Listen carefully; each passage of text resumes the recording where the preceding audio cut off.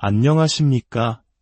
역사에 숨겨진 의미를 찾아 떠나는 여정에 오신 여러분을 환영합니다. 우리는 흔히 기독교 신앙의 절정을 예수 그리스도의 부활, 즉 부활절이라고 생각합니다. 화려한 축제와 기쁨의 찬양으로 모든 이야기가 마무리되는 것처럼 보이죠. 하지만 만약 진짜 위대한 이야기의 서막은 부활절로부터 50일 뒤에 열린다고 말씀드린다면 어떨까요? 오늘 우리는 대부분의 교회가 그저 한 주간의 절기로 지나가는 날, 그러나 초대교회의 모든 것을 바꾸어 놓았던 바로 그날, 오순절 성령 강림 주일에 대해 이야기하고자 합니다. 이 이야기가 여러분의 마음에 깊은 울림을 준다면 좋아요와 구독을 통해 이 은혜의 메시지를 더 많은 이들과 함께 나누는 축복의 통로가 되어주시길 바랍니다. 여러분의 작은 손길이 누군가에게는 새로운 희망의 빛이 될 수 있습니다.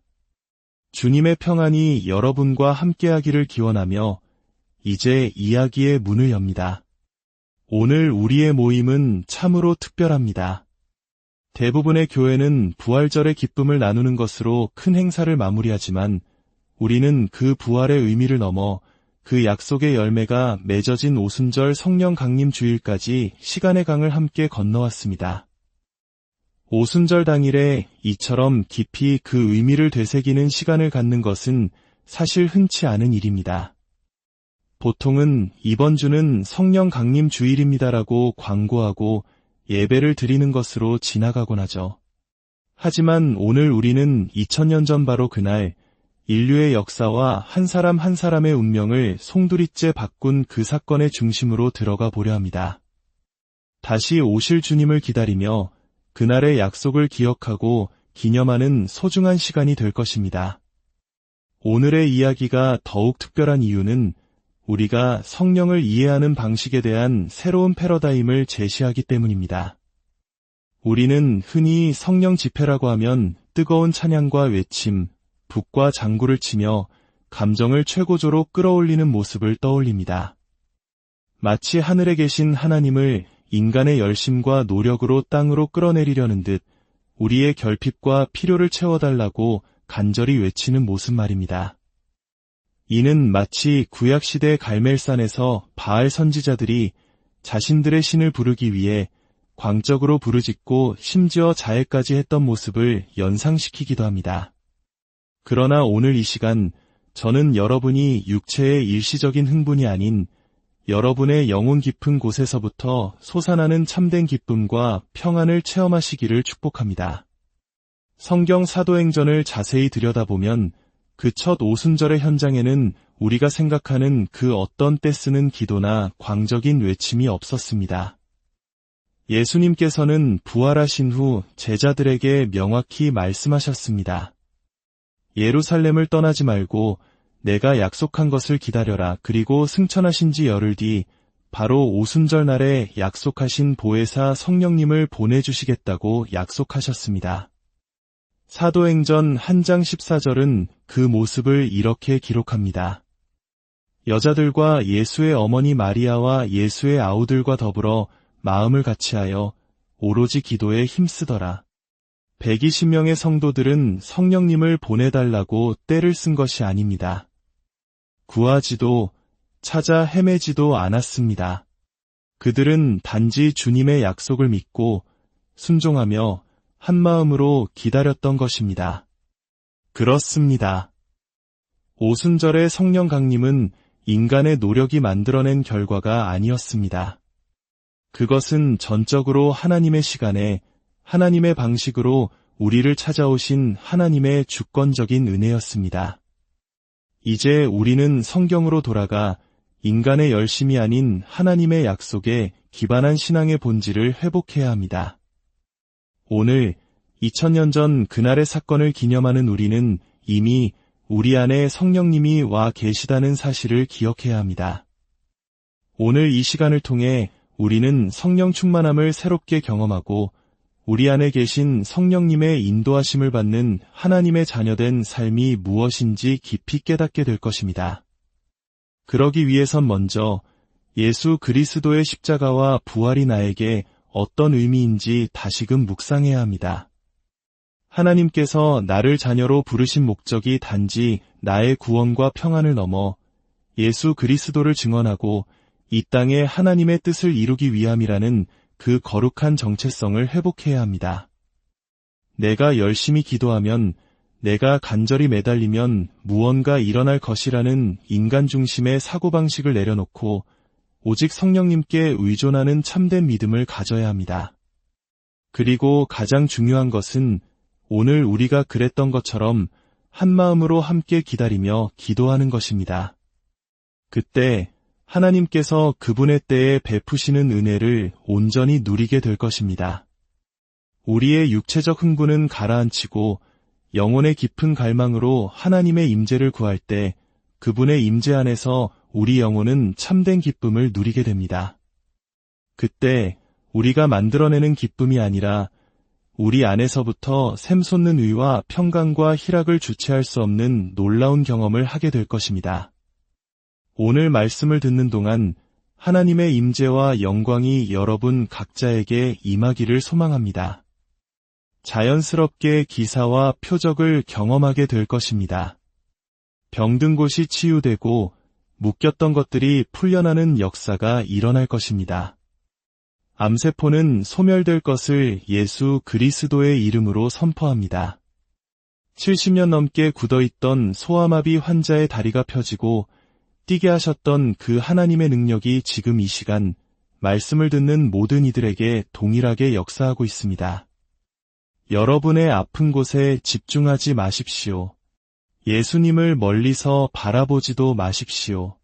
그분은 이미 당신 안에 살아계시기 때문입니다. 당신 안에 있는 그 생명의 능력이 지금 온몸으로 흘러가고 있음을 믿음으로 받아들이십시오.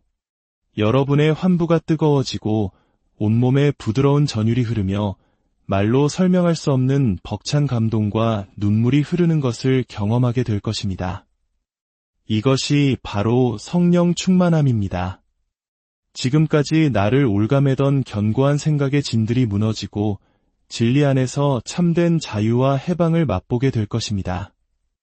그러나 우리는 기적 자체에 초점을 맞추는 것이 아니라 이 모든 일을 행하시는 분, 바로 내 안에 살아계신 주 예수 그리스도께 집중해야 합니다. 우리의 몸은 더 이상 나의 것이 아니라 예수 그리스도께서 피값으로 사신 하나님의 성전입니다. 오늘 우리의 몸을 통해 하나님께 영광 올려드리는 거룩한 시간이 되기를 축원합니다. 그렇다면 우리는 오순절 성령 강림 주일을 특별히 기념해야 하는 것일까요? 첫째, 이날은 예수님의 부활이 완성되는 날이자 교회가 탄생한 날이기 때문입니다. 예수님께서 부활하신 후 50일째 되는 날, 승천하신 후 10일째 되는 날이 바로 오늘입니다. 약속하신 보혜사 성령님이 임하심으로 비로소 이 땅에 교회라는 새로운 공동체가 탄생했습니다. 둘째, 이날은 영적 전쟁의 패러다임이 바뀐 날입니다. 이전까지 인류는 마귀의 권세 아래 패배할 수밖에 없는 싸움을 했지만 성령이 임하신 이날부터 우리는 이미 이긴 전쟁을 시작하게 된 것입니다. 우리는 매년 사순절과 부활절을 매우 중요하게 여기며 경건하게 보냅니다. 예수님의 고난과 죽으심, 그리고 부활의 권능을 묵상합니다. 이것은 기독교 신앙의 핵심 중의 핵심입니다. 그러나 여기서 우리는 본질적인 질문을 던져야 합니다. 예수님은 죽으시고 부활하셨을까요? 그 모든 과정의 최종 목적은 무엇이었을까요? 바로 우리를 다시 하나님의 자녀로 삼으셔서 죄로 인해 실패했던 하나님의 창조 목적을 우리를 통해 다시 이루시기 위함입니다. 그렇다면 그 위대한 목적이 실질적으로 시작되는 날, 십자가와 부활의 모든 결실이 맺어지는 날이 언제일까요? 바로 성령님이 우리에게 다시 임하시는 오순절인 것입니다. 하나님의 영이 떠나 죄의 종이 되었던 우리에게 예수님의 십자가는 죄의 값을 치르셨고 그분의 부활은 우리에게 새로운 생명의 가능성을 보여주셨습니다. 그리고 마침내 오순절, 하나님의 영이 다시 우리 안에 거하시게 됨으로써 우리는 명실상부한 하나님의 자녀가 되고 하나님의 통치가 시작된 것입니다. 이토록 중요한 날임에도 불구하고 우리는 부활절이 지나면 곧장 연말의 크리스마스를 향해 달려가곤 합니다. 교회의 진짜 생일이자 마귀의 권세를 무력화시키는 능력이 임한 오순절의 의미를 너무나 쉽게 잊고 살아가는 것입니다. 예수님께서는 부활하신 후 40일 동안 제자들에게 나타나셔서 집중적으로 하나님 나라의 일을 가르치셨습니다. 엠마오로 가던 제자들에게는 구약의 모든 성경이 바로 당신에 관한 것임을 풀어 설명해 주셨고, 두려움에 떨던 제자들에게는 이로부터 능력이 입혀질 때까지 이 성에 머물라고 명하셨습니다. 그들은 그 말씀에 순종하여 마가의 다락방에 모여 기도하며 기다렸습니다. 예수님은 부활의 몸을 직접 보여주심으로 죽음이 끝이 아니며 우리 또한 마지막 날에 그와 같이 영광스러운 몸으로 부활할 것이라는 부활 소망을 심어주셨습니다. 이 소망이 있었기에 초대 교회 성도들은 사자밥이 되고 십자가에 거꾸로 매달리면서도 웃으며 순교할 수 있었던 것입니다. 그리고 마침내 약속의 날 오순절이 이르렀을 때 하늘로부터 급하고 강한 바람 같은 소리가 온 집에 가득했고 불의 혀처럼 갈라지는 것들이 각 사람 위에 임했습니다. 그들은 다 성령의 충만함을 받고 성령이 말하게 하심을 따라 다른 언어들로 말하기 시작했습니다. 온 천하 각국에서 모여든 사람들이 자신의 나라 말로 하나님의 큰 일을 듣는 놀라운 우주적 사건이 일어난 것입니다. 그렇다면 이 오순절이 주는 진정한 의미는 무엇일까요? 이는 하나님의 창조 목적 회복이라는 거대한 관점에서 보아야 합니다. 하나님의 궁극적인 계획, 그 비밀의 경륜은 처음부터 이스라엘 민족과 이방인을 나누는 것이 아니었습니다. 바로 예수 그리스도 안에서 모든 민족이 하나님의 한 백성이 되는 것이었습니다. 하나님께서는 이스라엘을 마치 희생제물처럼 사용하셔서 그들의 불순종을 통해 오히려 구원의 문을 온 세상으로 활짝 여셨습니다. 이것은 타락한 천상의 존재들, 즉 마귀조차도 알지 못했던 하나님의 놀라운 지혜여 신비였습니다. 만약 그들이 이 비밀을 알았다면 결코 영광의 주를 십자가에 못 박지 않았을 것입니다. 그들은 메시아를 죽이면 모든 것이 끝날 것이라 생각했지만 바로 그 죽음을 통해 자신들이 무력화되고 영원한 심판에 처해질 운명이 되었다는 사실을 몰랐던 것입니다. 이제 하나님의 영이 임한 교회, 즉 우리에게는 사명이 주어졌습니다. 바로 하늘에 있는 통치자들과 권세들에게, 즉 어둠의 영들에게 하나님의 이 놀라운 지혜를 선포하는 것입니다. 너희의 시대는 끝났다. 너희는 이미 패배했다고 선포하며 마귀가 불법으로 점령하고 있는 영혼들을 되찾아오고 이 세상을 다시 하나님의 통치 아래로 가져오는 우주적 전쟁의 용사로 부름받은 것입니다. 이것이 바로 오순절 성령 강림이 우리에게 주는 진정한 의미입니다. 우리는 단지 죄 사함 받고 천국 가기 위해 신앙생활을 하는 존재가 아닙니다. 우리는 하나님의 거대한 구원 역사에 동참하여 그분의 창조 목적을 이루어가는 하나님 나라의 전사들입니다. 권세와 능력은 나의 형통과 축복을 위해 주어지는 것이 아니라 바로 이 거룩한 사명을 감당하고자 할 때 우리에게 부어지는 것입니다. 사도행전은 28장으로 끝나지만 이야기는 끝나지 않았습니다. 이제 우리 각자가 삶의 자리에서 사도행전 29장을 써 내려가야 합니다. 예수님의 수제자였던 베드로의 삶을 보십시오. 그는 3년간 예수님을 따라다녔지만 결정적인 순간에 주님을 3번이나 부인했던 연약한 인간이었습니다. 부활하신 주님을 만나고도 그는 두려움에 사로잡혀 다시 갈릴리 바다의 어부로 돌아가려 했습니다. 그런 그가 어떻게 하루에 3,000명을 회개시키고 안진뱅이를 일으키며 세상을 뒤흔드는 담대한 사도가 될 수 있었을까요? 바로 오순절 그의 삶에 성령님이 임하셨기 때문입니다. 그의 인간적인 의지와 지식은 그를 변화시키지 못했지만 이로부터 임한 성령의 능력은 그를 완전히 새로운 사람으로 만들었습니다. 오늘날 너무나 많은 사람들이 성령님 없이 자신의 지식과 경험만으로 신앙생활을 하려 합니다.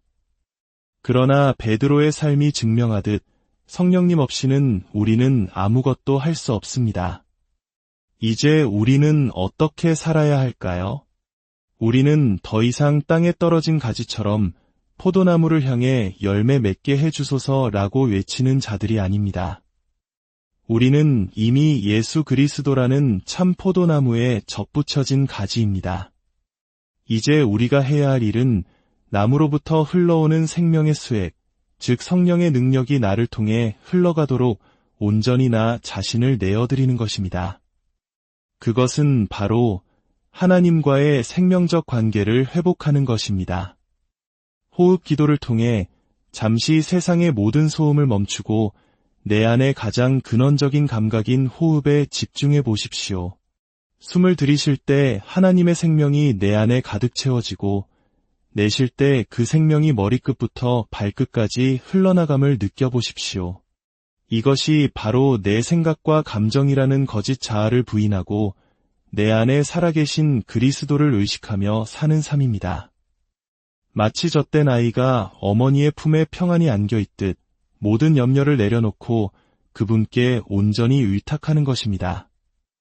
이 생명적 관계가 회복될 때 여러분 안에 꺼져 있던 스위치가 켜집니다. 그때부터 하나님의 권세와 능력, 사랑과 빛이 여러분의 삶을 통해 세상으로 흘러가기 시작합니다. 질병은 떠나가고 가난의 영은 물러가며 묶여있던 관계들이 회복되는 역사가 일어날 것입니다. 사랑하는 여러분, 오순절에 임하신 하나님의 권능은 2000년 전에 박제된 역사가 아닙니다. 오늘, 바로 지금 당신이 누구인지를 깨닫고 믿음의 스위치를 켤 때 동일하게 체험할 수 있는 살아있는 능력입니다. 매일의 삶 속에서 기적을 경험하십시오.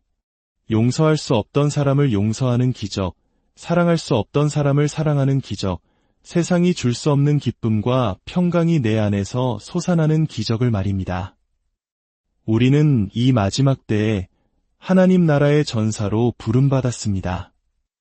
함께 우리 삶의 현장에서 이대한 사도행전 29장을 써 내려갑시다. 주님 감사합니다. 오늘 오순절 성령 강림의 참된 의미를 깨닫게 하시니 감사합니다. 우리가 누구이며 무엇을 위해 부름받았는지 알게 하시니 감사합니다. 이제는 우리의 힘이 아닌 우리 안에 살아계신 성령의 능력으로 살아가겠습니다.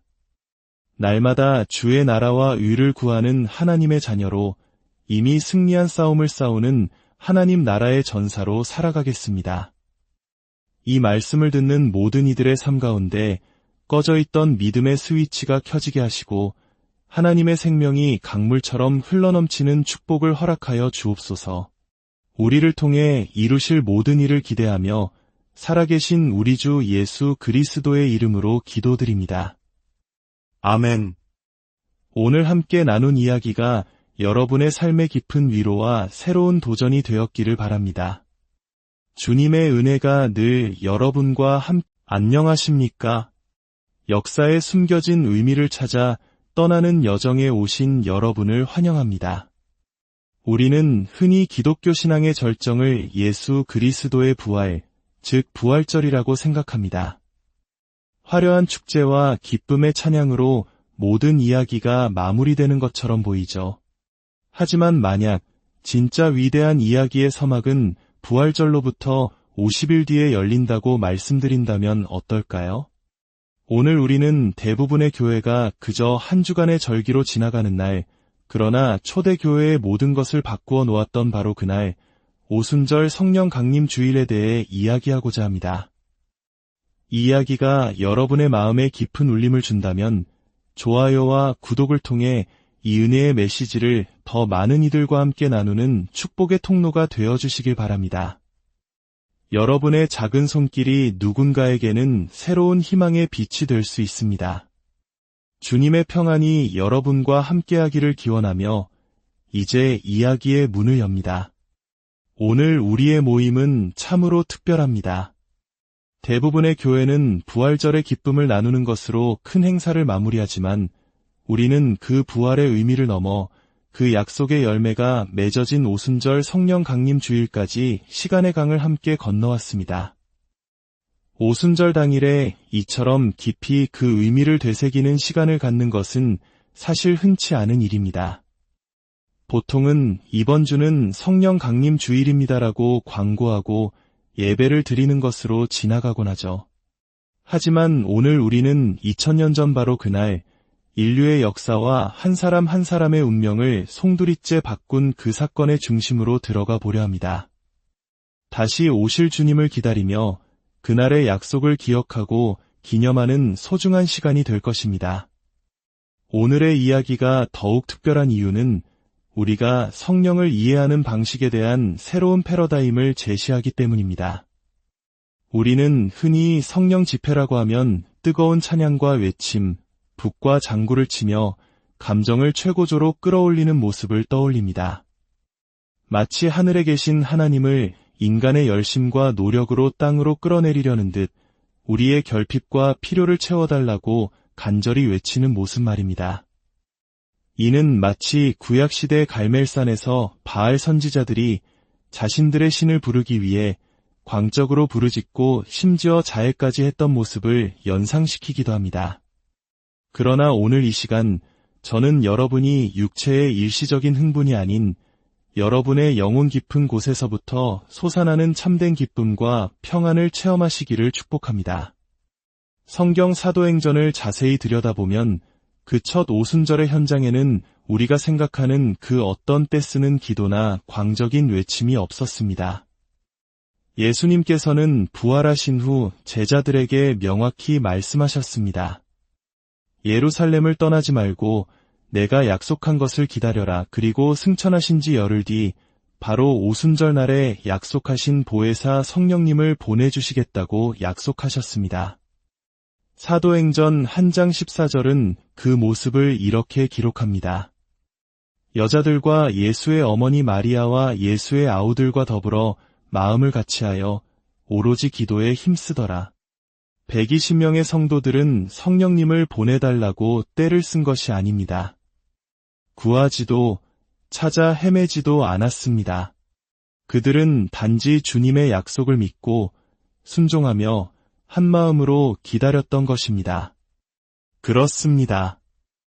오순절의 성령 강림은 인간의 노력이 만들어낸 결과가 아니었습니다.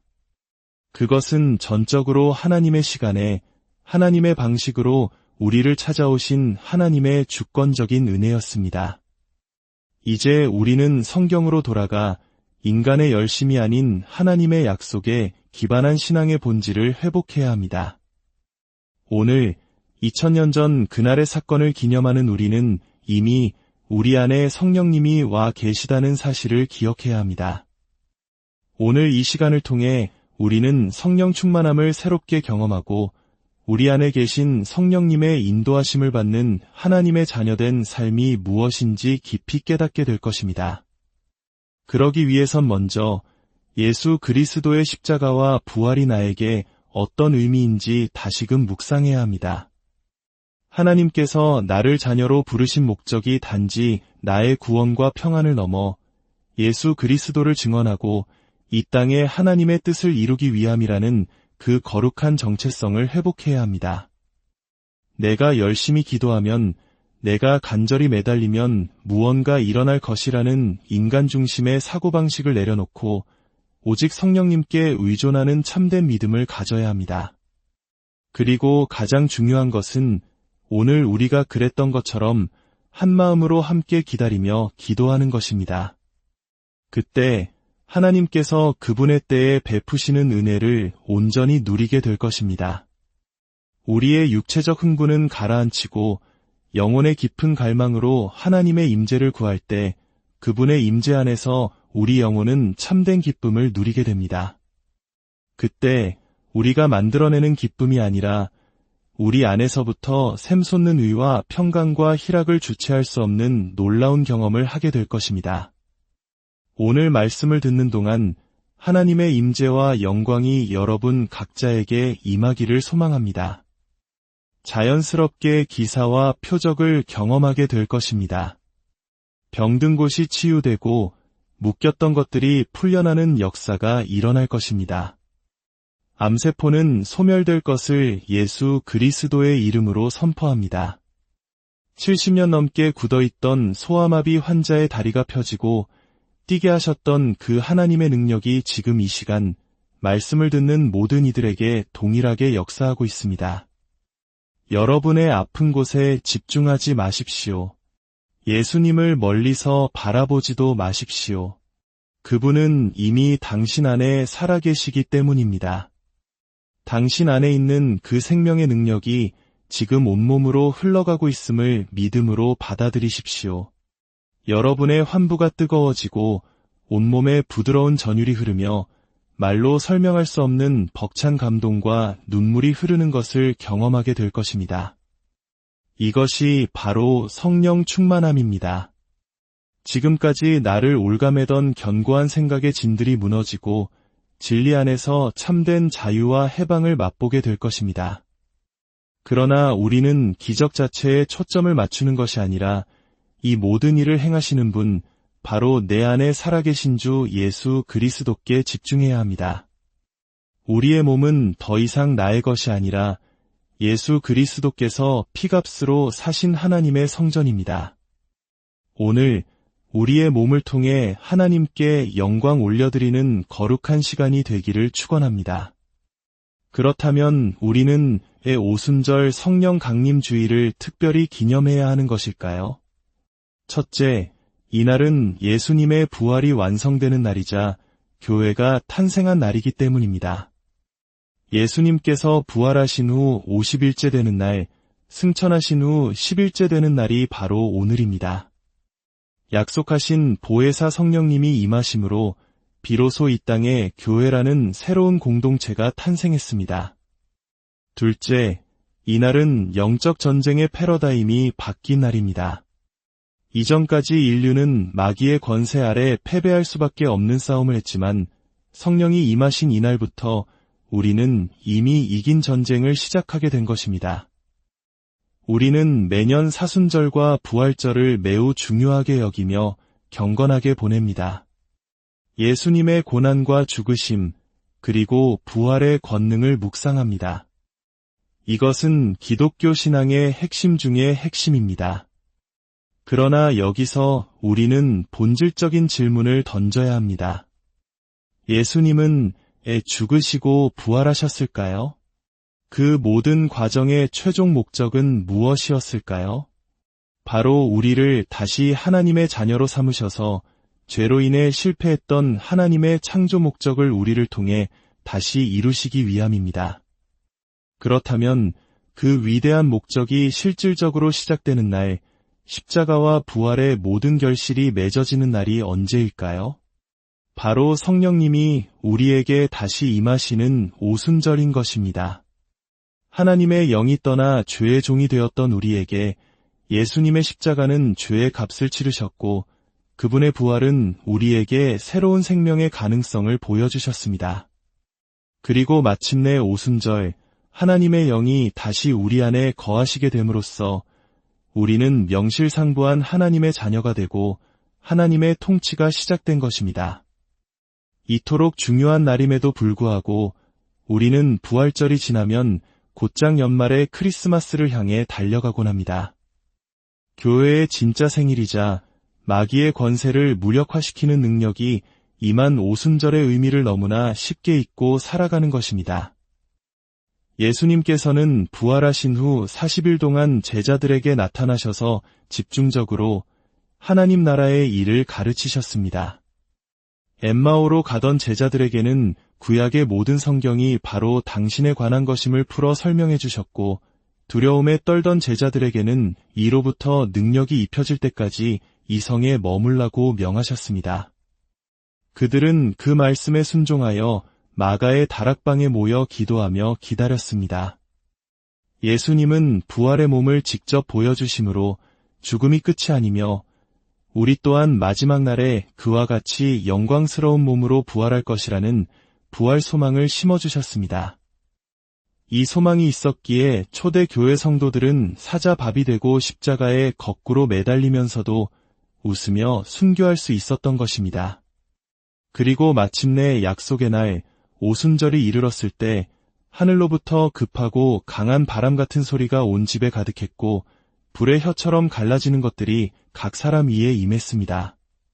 그들은 다 성령의 충만함을 받고 성령이 말하게 하심을 따라 다른 언어들로 말하기 시작했습니다. 온 천하 각국에서 모여든 사람들이 자신의 나라 말로 하나님의 큰 일을 듣는 놀라운 우주적 사건이 일어난 것입니다. 그렇다면 이 오순절이 주는 진정한 의미는 무엇일까요? 이는 하나님의 창조 목적 회복이라는 거대한 관점에서 보아야 합니다. 하나님의 궁극적인 계획, 그 비밀의 경륜은 처음부터 이스라엘 민족과 이방인을 나누는 것이 아니었습니다. 바로 예수 그리스도 안에서 모든 민족이 하나님의 한 백성이 되는 것이었습니다. 하나님께서는 이스라엘을 마치 희생제물처럼 사용하셔서 그들의 불순종을 통해 오히려 구원의 문을 온 세상으로 활짝 여셨습니다.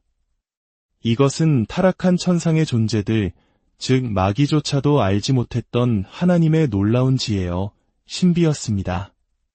만약 그들이 이 비밀을 알았다면 결코 영광의 주를 십자가에 못 박지 않았을 것입니다. 그들은 메시아를 죽이면 모든 것이 끝날 것이라 생각했지만 바로 그 죽음을 통해 자신들이 무력화되고 영원한 심판에 처해질 운명이 되었다는 사실을 몰랐던 것입니다.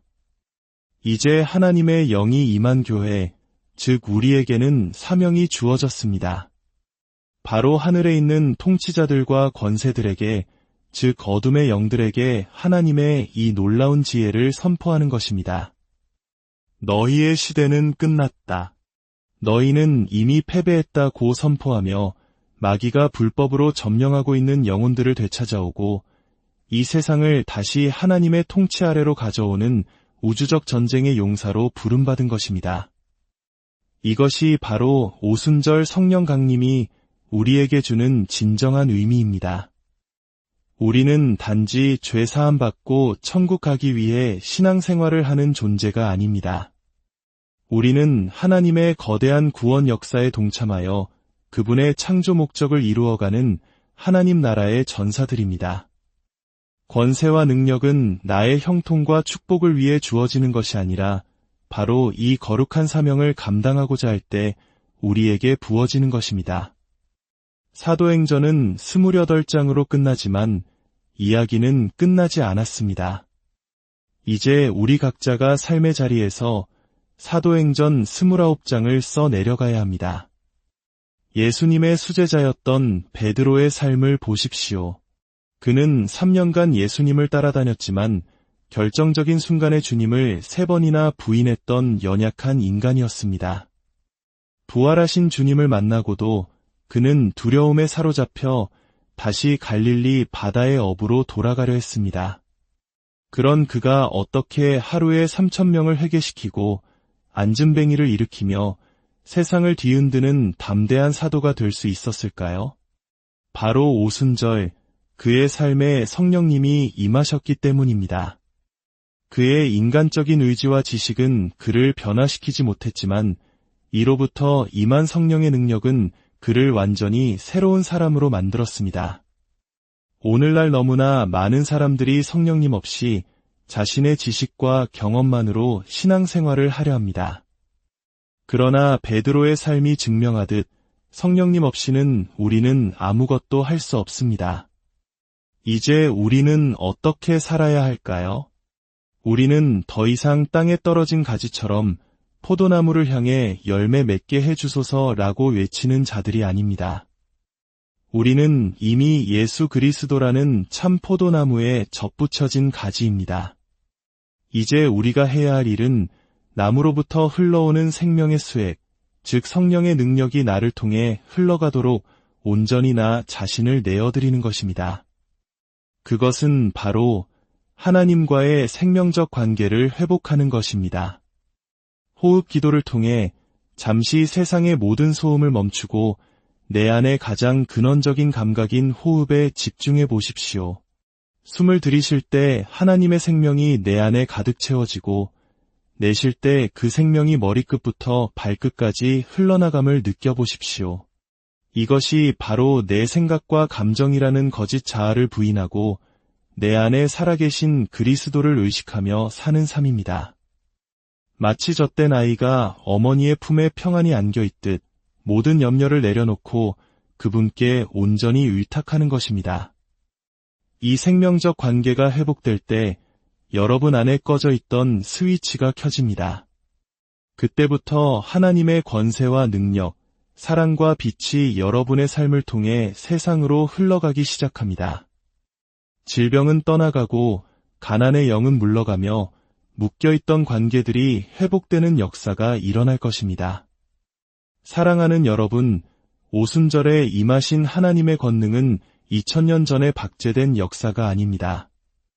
오늘, 바로 지금 당신이 누구인지를 깨닫고 믿음의 스위치를 켤 때 동일하게 체험할 수 있는 살아있는 능력입니다. 매일의 삶 속에서 기적을 경험하십시오. 용서할 수 없던 사람을 용서하는 기적, 사랑할 수 없던 사람을 사랑하는 기적, 세상이 줄 수 없는 기쁨과 평강이 내 안에서 솟아나는 기적을 말입니다. 우리는 이 마지막 때에 하나님 나라의 전사로 부름받았습니다. 함께 우리 삶의 현장에서 이대한 사도행전 29장을 써 내려갑시다. 주님 감사합니다. 오늘 오순절 성령 강림의 참된 의미를 깨닫게 하시니 감사합니다. 우리가 누구이며 무엇을 위해 부름받았는지 알게 하시니 감사합니다. 이제는 우리의 힘이 아닌 우리 안에 살아계신 성령의 능력으로 살아가겠습니다. 날마다 주의 나라와 의를 구하는 하나님의 자녀로 이미 승리한 싸움을 싸우는 하나님 나라의 전사로 살아가겠습니다. 이 말씀을 듣는 모든 이들의 삶 가운데 꺼져 있던 믿음의 스위치가 켜지게 하시고 하나님의 생명이 강물처럼 흘러넘치는 축복을 허락하여 주옵소서. 우리를 통해 이루실 모든 일을 기대하며 살아계신 우리 주 예수 그리스도의 이름으로 기도드립니다. 아멘. 오늘 함께 나눈 이야기가 여러분의 삶의 깊은 위로와 새로운 도전이 되었기를 바랍니다. 주님의 은혜가 늘 여러분과 안녕하십니까? 역사에 숨겨진 의미를 찾아 떠나는 여정에 오신 여러분을 환영합니다. 우리는 흔히 기독교 신앙의 절정을 예수 그리스도의 부활, 즉 부활절이라고 생각합니다. 화려한 축제와 기쁨의 찬양으로 모든 이야기가 마무리되는 것처럼 보이죠.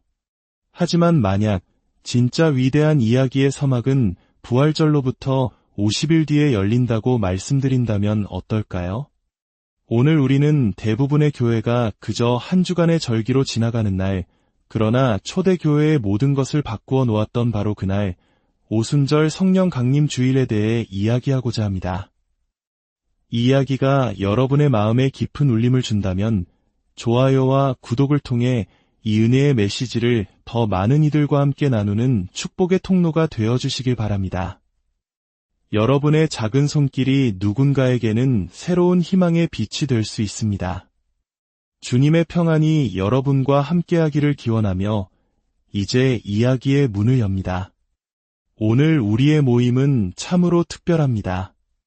대부분의 교회는 부활절의 기쁨을 나누는 것으로 큰 행사를 마무리하지만 우리는 그 부활의 의미를 넘어 그 약속의 열매가 맺어진 오순절 성령 강림 주일까지 시간의 강을 함께 건너왔습니다. 오순절 당일에 이처럼 깊이 그 의미를 되새기는 시간을 갖는 것은 사실 흔치 않은 일입니다. 보통은 이번 주는 성령 강림 주일입니다라고 광고하고 예배를 드리는 것으로 지나가곤 하죠. 하지만 오늘 우리는 2000년 전 바로 그날 인류의 역사와 한 사람 한 사람의 운명을 송두리째 바꾼 그 사건의 중심으로 들어가 보려 합니다. 다시 오실 주님을 기다리며 그날의 약속을 기억하고 기념하는 소중한 시간이 될 것입니다. 오늘의 이야기가 더욱 특별한 이유는 우리가 성령을 이해하는 방식에 대한 새로운 패러다임을 제시하기 때문입니다. 우리는 흔히 성령 집회라고 하면 뜨거운 찬양과 외침, 북과 장구를 치며 감정을 최고조로 끌어올리는 모습을 떠올립니다. 마치 하늘에 계신 하나님을 인간의 열심과 노력으로 땅으로 끌어내리려는 듯 우리의 결핍과 필요를 채워달라고 간절히 외치는 모습 말입니다. 이는 마치 구약시대 갈멜산에서 바알 선지자들이 자신들의 신을 부르기 위해 광적으로 부르짖고 심지어 자해까지 했던 모습을 연상시키기도 합니다. 그러나 오늘 이 시간 저는 여러분이 육체의 일시적인 흥분이 아닌 여러분의 영혼 깊은 곳에서부터 솟아나는 참된 기쁨과 평안을 체험하시기를 축복합니다.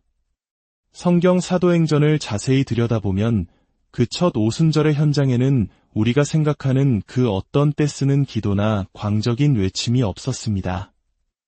예수님께서는 부활하신 후 제자들에게 명확히 말씀하셨습니다. 예루살렘을 떠나지 말고 내가 약속한 것을 기다려라. 그리고 승천하신 지 열흘 뒤 바로 오순절 날에 약속하신 보혜사 성령님을 보내주시겠다고 약속하셨습니다. 사도행전 1장 14절은 그 모습을 이렇게 기록합니다. 여자들과 예수의 어머니 마리아와 예수의 아우들과 더불어 마음을 같이하여 오로지 기도에 힘쓰더라. 120명의 성도들은 성령님을 보내달라고 떼를 쓴 것이 아닙니다. 구하지도 찾아 헤매지도 않았습니다. 그들은 단지 주님의 약속을 믿고 순종하며 한마음으로 기다렸던 것입니다. 그렇습니다. 오순절의 성령 강림은 인간의 노력이 만들어낸 결과가 아니었습니다. 그것은 전적으로 하나님의 시간에 하나님의 방식으로 우리를 찾아오신 하나님의 주권적인 은혜였습니다. 이제 우리는 성경으로 돌아가 인간의 열심이 아닌 하나님의 약속에 기반한 신앙의 본질을 회복해야 합니다. 오늘 2000년 전 그날의 사건을 기념하는 우리는 이미 우리 안에 성령님이 와 계시다는 사실을 기억해야 합니다. 오늘 이 시간을 통해 우리는 성령 충만함을 새롭게 경험하고 우리 안에 계신 성령님의 인도하심을 받는 하나님의 자녀된 삶이 무엇인지 깊이 깨닫게 될 것입니다. 그러기 위해선 먼저 예수 그리스도의 십자가와 부활이 나에게 어떤 의미인지 다시금 묵상해야 합니다. 하나님께서 나를 자녀로 부르신 목적이 단지 나의 구원과 평안을 넘어 예수 그리스도를 증언하고 이 땅에 하나님의 뜻을 이루기 위함이라는 그 거룩한 정체성을 회복해야 합니다. 내가 열심히 기도하면, 내가 간절히 매달리면 무언가 일어날 것이라는 인간 중심의 사고방식을 내려놓고 오직 성령님께 의존하는 참된 믿음을 가져야 합니다. 그리고 가장 중요한 것은 오늘 우리가 그랬던 것처럼 한마음으로 함께 기다리며 기도하는 것입니다. 그때 하나님께서 그분의 때에 베푸시는 은혜를 온전히 누리게 될 것입니다. 우리의 육체적 흥분은 가라앉히고 영혼의 깊은 갈망으로 하나님의 임재를 구할 때 그분의 임재 안에서 우리 영혼은 참된 기쁨을 누리게 됩니다. 그때 우리가 만들어내는 기쁨이 아니라 우리 안에서부터 샘솟는 의와 평강과 희락을 주체할 수 없는 놀라운 경험을 하게 될 것입니다. 오늘 말씀을 듣는 동안 하나님의 임재와 영광이 여러분 각자에게 임하기를 소망합니다. 자연스럽게 기사와 표적을 경험하게 될 것입니다. 병든 곳이 치유되고 묶였던 것들이 풀려나는 역사가 일어날 것입니다. 암세포는 소멸될 것을 예수 그리스도의 이름으로 선포합니다. 70년 넘게 굳어있던 소아마비 환자의 다리가 펴지고 뛰게 하셨던 그 하나님의 능력이 지금 이 시간 말씀을 듣는 모든 이들에게 동일하게 역사하고 있습니다. 여러분의 아픈 곳에 집중하지 마십시오. 예수님을 멀리서 바라보지도 마십시오. 그분은 이미 당신 안에 살아계시기 때문입니다. 당신 안에 있는 그 생명의 능력이 지금 온몸으로 흘러가고 있음을 믿음으로 받아들이십시오. 여러분의 환부가 뜨거워지고 온몸에 부드러운 전율이 흐르며 말로 설명할 수 없는 벅찬 감동과 눈물이 흐르는 것을 경험하게 될 것입니다. 이것이 바로 성령 충만함입니다. 지금까지 나를 올가매던 견고한 생각의 진들이 무너지고 진리 안에서 참된 자유와 해방을 맛보게 될 것입니다. 그러나 우리는 기적 자체에 초점을 맞추는 것이 아니라 이 모든 일을 행하시는 분, 바로 내 안에 살아계신 주 예수 그리스도께 집중해야 합니다. 우리의 몸은 더 이상 나의 것이 아니라 예수 그리스도께서 피값으로 사신 하나님의 성전입니다. 오늘 우리의 몸을 통해 하나님께 영광 올려드리는 거룩한 시간이 되기를 축원합니다. 그렇다면 우리는 오순절 성령 강림 주일을 특별히 기념해야 하는 것일까요? 첫째, 이날은 예수님의 부활이 완성되는 날이자 교회가 탄생한 날이기 때문입니다. 예수님께서 부활하신 후 50일째 되는 날, 승천하신 후 10일째 되는 날이 바로 오늘입니다. 약속하신 보혜사 성령님이 임하심으로 비로소 이 땅에 교회라는 새로운 공동체가 탄생했습니다. 둘째, 이날은 영적 전쟁의 패러다임이 바뀐 날입니다. 이전까지 인류는 마귀의 권세 아래 패배할 수밖에 없는 싸움을 했지만 성령이 임하신 이날부터 우리는 이미 이긴 전쟁을 시작하게 된 것입니다.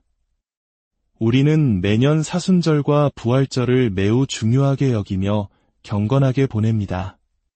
예수님의 고난과 죽으심, 그리고 부활의 권능을 묵상합니다.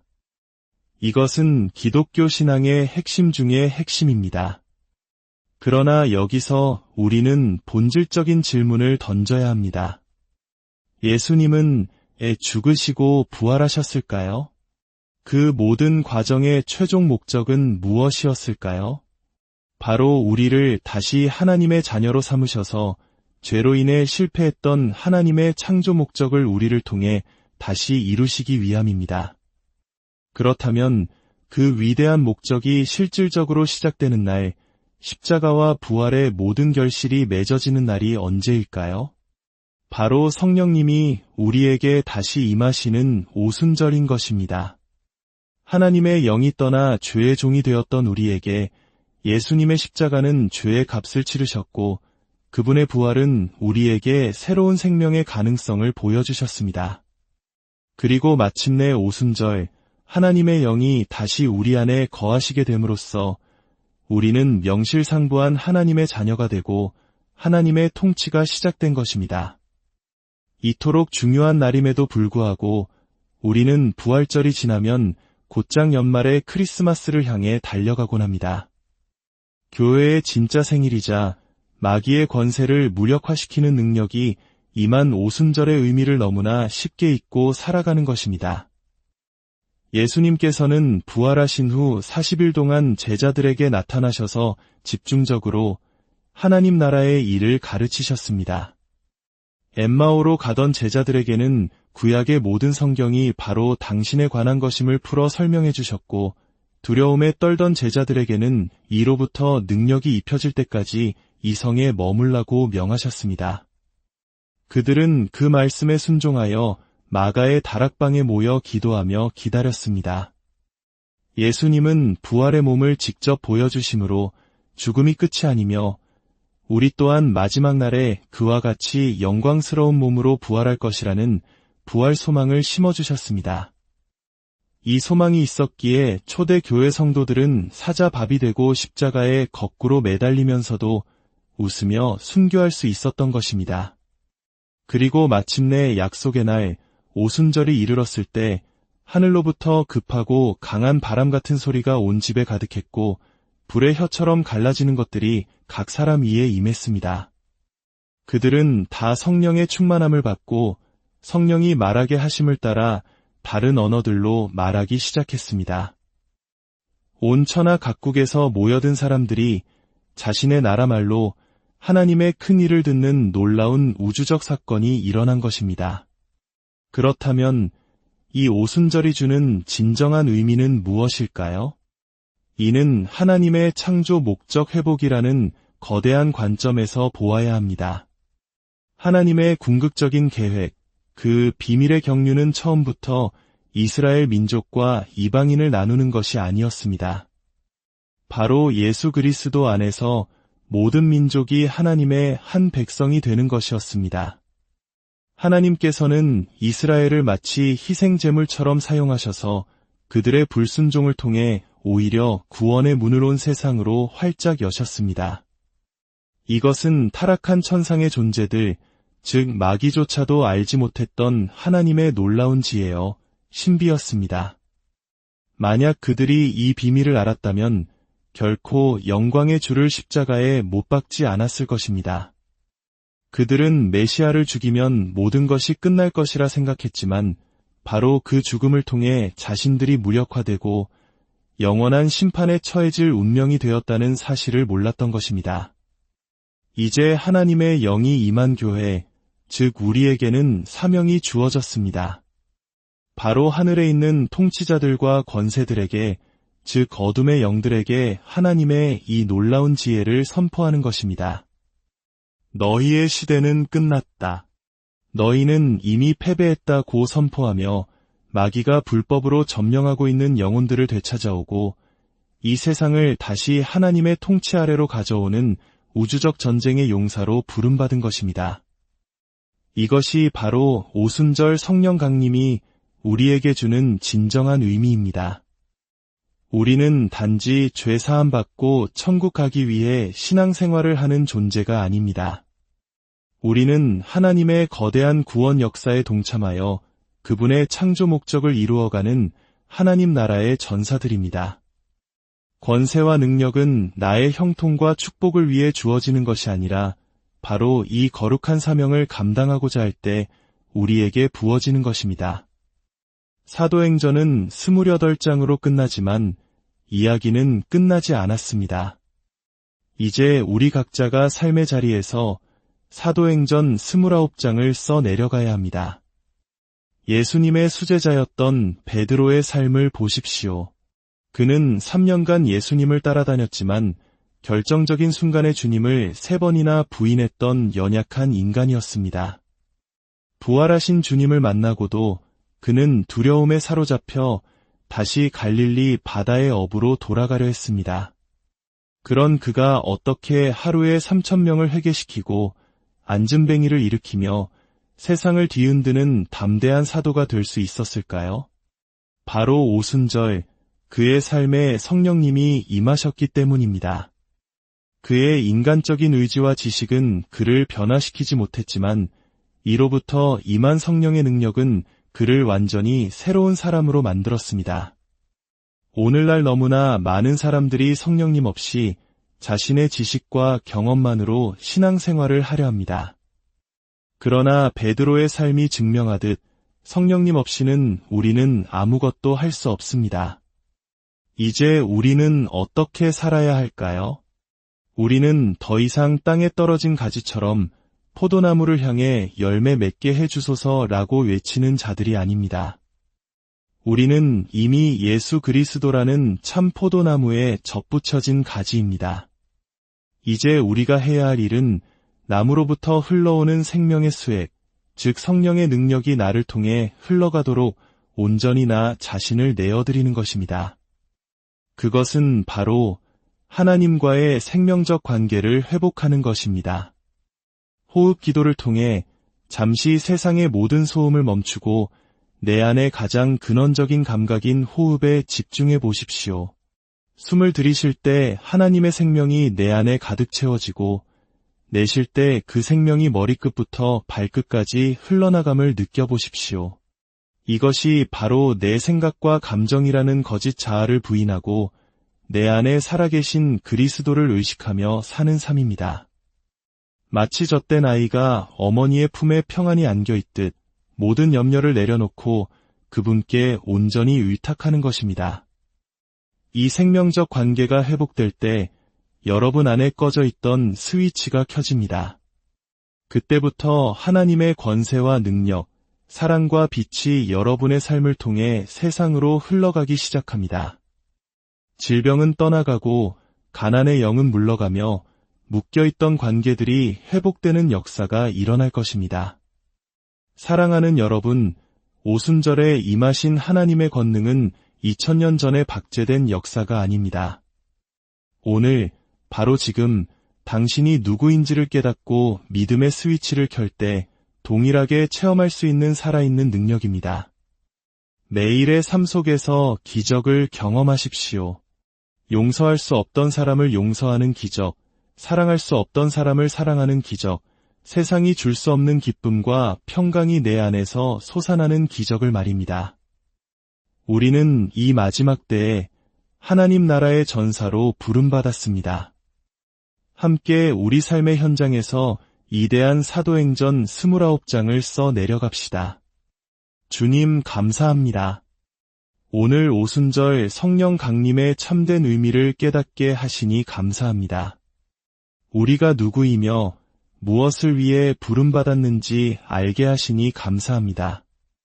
이제는 우리의 힘이 아닌 우리 안에 살아계신 성령의 능력으로 살아가겠습니다.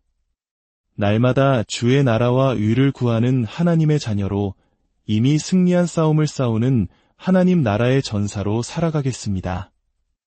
이 말씀을 듣는 모든 이들의 삶 가운데 꺼져있던 믿음의 스위치가 켜지게 하시고 하나님의 생명이 강물처럼 흘러넘치는 축복을 허락하여 주옵소서.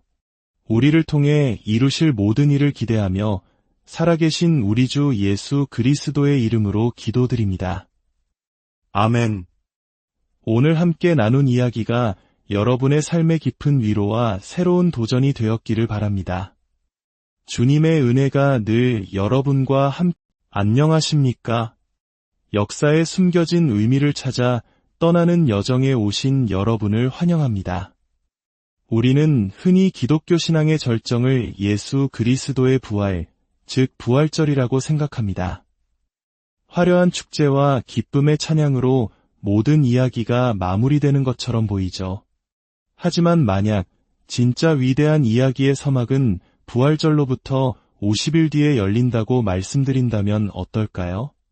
오늘 우리는 대부분의 교회가 그저 한 주간의 절기로 지나가는 날, 그러나 초대교회의 모든 것을 바꾸어 놓았던 바로 그날, 오순절 성령 강림 주일에 대해 이야기하고자 합니다. 이 이야기가 여러분의 마음에 깊은 울림을 준다면 좋아요와 구독을 통해 이 은혜의 메시지를 더 많은 이들과 함께 나누는 축복의 통로가 되어주시길 바랍니다. 여러분의 작은 손길이 누군가에게는 새로운 희망의 빛이 될 수 있습니다. 주님의 평안이 여러분과 함께하기를 기원하며 이제 이야기의 문을 엽니다. 오늘 우리의 모임은 참으로 특별합니다. 대부분의 교회는 부활절의 기쁨을 나누는 것으로 큰 행사를 마무리하지만 우리는 그 부활의 의미를 넘어 그 약속의 열매가 맺어진 오순절 성령 강림 주일까지 시간의 강을 함께 건너왔습니다. 오순절 당일에 이처럼 깊이 그 의미를 되새기는 시간을 갖는 것은 사실 흔치 않은 일입니다. 보통은 이번 주는 성령 강림 주일입니다라고 광고하고 예배를 드리는 것으로 지나가곤 하죠. 하지만 오늘 우리는 2000년 전 바로 그날 인류의 역사와 한 사람 한 사람의 운명을 송두리째 바꾼 그 사건의 중심으로 들어가 보려 합니다. 다시 오실 주님을 기다리며 그날의 약속을 기억하고 기념하는 소중한 시간이 될 것입니다. 오늘의 이야기가 더욱 특별한 이유는 우리가 성령을 이해하는 방식에 대한 새로운 패러다임을 제시하기 때문입니다. 우리는 흔히 성령 집회라고 하면 뜨거운 찬양과 외침, 북과 장구를 치며 감정을 최고조로 끌어올리는 모습을 떠올립니다. 마치 하늘에 계신 하나님을 인간의 열심과 노력으로 땅으로 끌어내리려는 듯 우리의 결핍과 필요를 채워달라고 간절히 외치는 모습 말입니다. 이는 마치 구약시대 갈멜산에서 바알 선지자들이 자신들의 신을 부르기 위해 광적으로 부르짖고 심지어 자해까지 했던 모습을 연상시키기도 합니다. 그러나 오늘 이 시간 저는 여러분이 육체의 일시적인 흥분이 아닌 여러분의 영혼 깊은 곳에서부터 솟아나는 참된 기쁨과 평안을 체험하시기를 축복합니다. 성경 사도행전을 자세히 들여다보면 그 첫 오순절의 현장에는 우리가 생각하는